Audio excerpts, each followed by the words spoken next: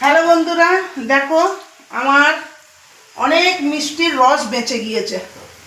এই যে মিষ্টির রসটা একটু গরম করে নিলাম, দিয়ে এই বেসন গুলে এই যে আমি বোঁদে বানাচ্ছি। বোঁদেগুলো আগে আমি দেখো বন্ধুরা ছেঁকে নিচ্ছি। হ্যাঁ, কীরকম করে বানাচ্ছি দেখো। আমার মিষ্টির রস থাকলে আমি ঘরেই বোঁদে বানিয়ে নিই বন্ধুরা।